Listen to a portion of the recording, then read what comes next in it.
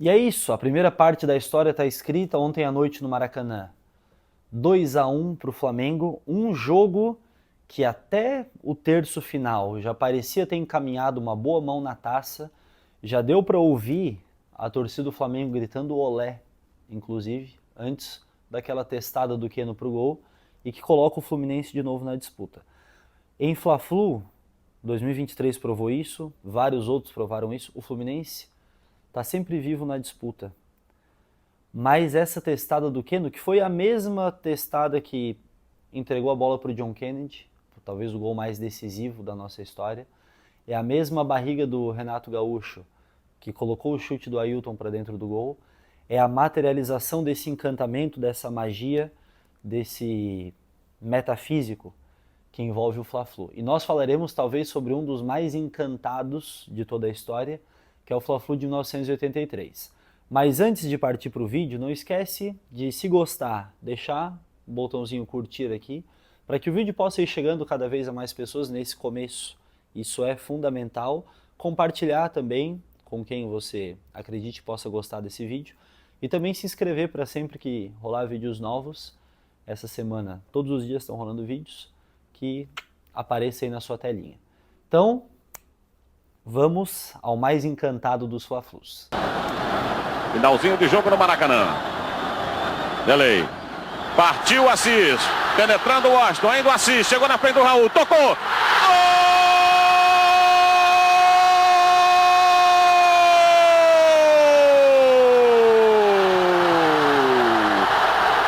Aos 45 minutos e 30, Assis recebeu a bola na direita do Delay. Imagina que alguém desavisado aparece aqui e assiste só esse recortezinho do lançamento do Delay do gol do Assis com a narração, mostrando que aos 45 minutos que ao bater da bola na rede, o Arnaldo César Coelho, que era o árbitro dessa partida, já apita o final do jogo, e por essa comemoração do Assis, que é uma das mais verdadeiras, uma das mais genuínas, de tantas outras bonitas que nós temos ao longo da história do Fluminense, a pessoa já entenderia o teor e a importância desse Fla-Flu de 1993, de 83.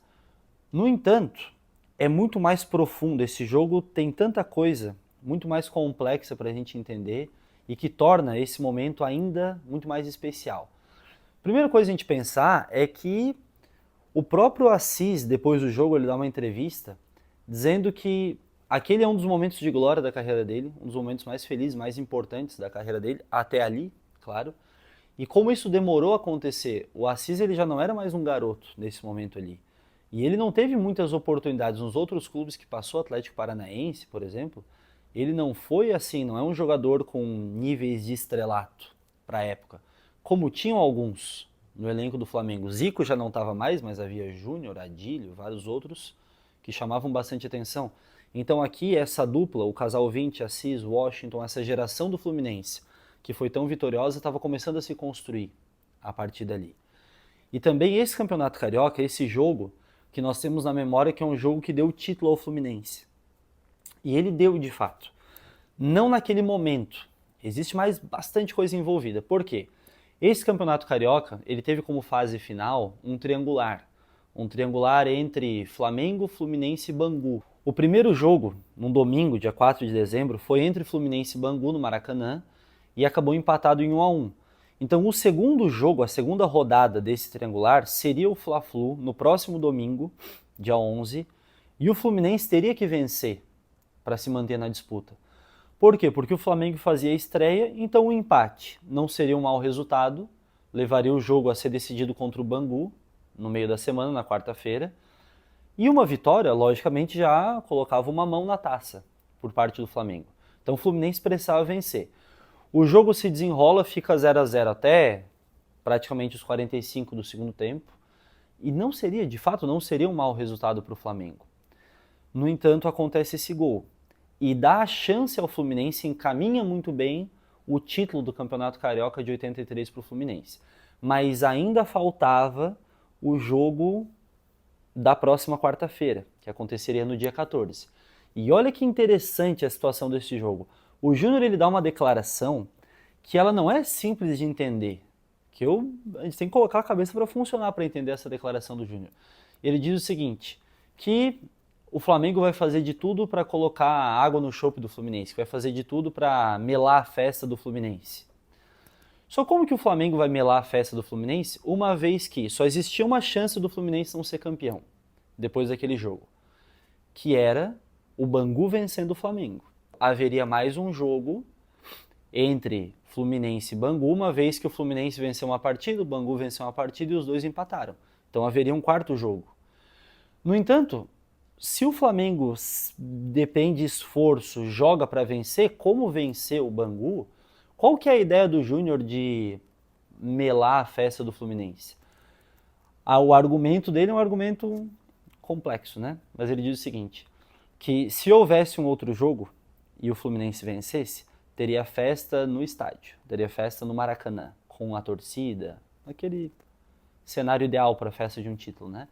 Mas se o Fluminense vence o Campeonato Carioca com a vitória do Flamengo, não haveria festa no Maracanã. Mas o que é fato é que a festa já aconteceu no momento em que o Assis bate a bola na rede e sai eternizando essa cena para nós.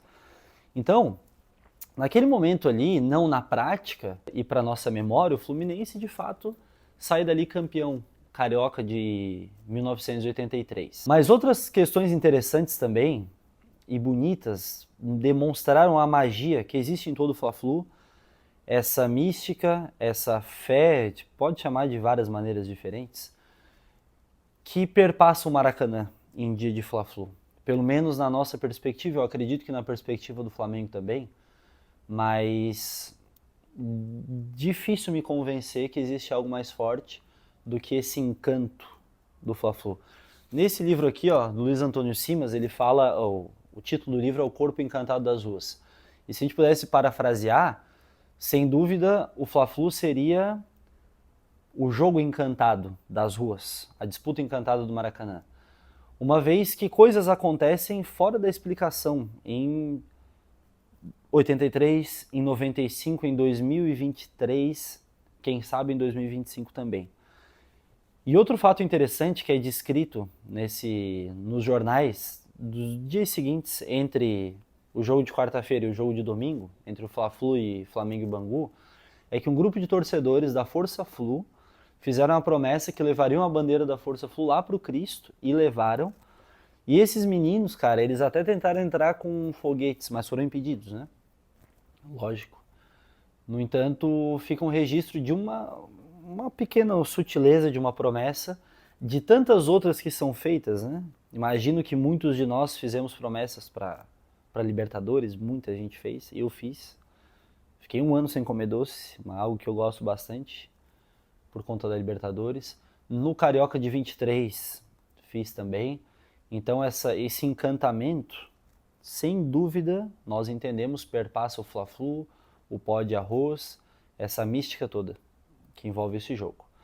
Mas outro fator interessante a gente notar também, agora com um olhar um pouco mais econômico para esse jogo, é que as médias de público dos anos 80, elas vinham baixando bastante comparado a outros anos, comparado a outros períodos desse Maracanã. Se nós observarmos, por exemplo, o primeiro jogo desse triangular foi, tenho anotado aqui, com a presença de um público de 37 mil pessoas no Maracanã. O Fla-Flu, o segundo jogo, contou com 83 mil pessoas. E o Flamengo e Bangu com 12 mil pessoas. Essas médias aqui, claro, surpreendem na ótica atual, com os públicos que nós temos hoje em dia, né? No entanto, para a época, sobretudo esse Flamengo e Bangu, o Fluminense e Bangu também, com um pequeno público. Porque os anos 80 estavam enfrentando um dos maiores problemas que nós tivemos na história recente do Brasil, que é a escalada da hiperinflação. Se nós observarmos essa reportagem aqui, de 87, do final dos anos 80, já do governo Sarney, mas que representa essa problemática que vinha desde lá do fim da ditadura militar, do governo Figueiredo, e chegou até o governo Sarney, com o Plano Cruzado, que é esse movimento hiperinflacionário que o Brasil observou. E essa reportagem aqui mostra isso. Como ir ao Maracanã, como ir aos jogos, está ficando muito mais caro. E aí, a reportagem mostra uma relação sobre a quantidade de ingressos que um trabalhador conseguiria comprar com o salário mínimo da época. Então, por exemplo, nos anos 50, um trabalhador poderia comprar 141 ingressos com o salário mínimo. Já nos anos 60, 200 e tanto, nos anos 70, 37 e nos anos 80, 13 ingressos. Então percebam como a relação que essa reportagem aqui estabelece demonstra esse movimento inflacionário chegando até o futebol e, passo a passo, afastando as pessoas dos estádios. E se nós observarmos esse caso agora, esse Campeonato Carioca, mas ou os últimos anos num recorte um pouco mais amplo, ou esse Fla-Flu de ontem, nota que as arquibancadas elas estão muito mais vazias, o perfil do torcedor que frequenta também vem mudando, existem várias problemáticas envolvendo essa questão do valor dos ingressos. Mas uma comparação interessante para nós fazermos é sobre como aqui nos anos 80 a inflação que tomava conta de todos os produtos, dos alimentos, de outras questões do dia a dia, ela chegou até o preço dos ingressos e essa é a motivação. Então, se a inflação fosse combatida, o preço do ingresso também seria. No entanto, olha que interessante.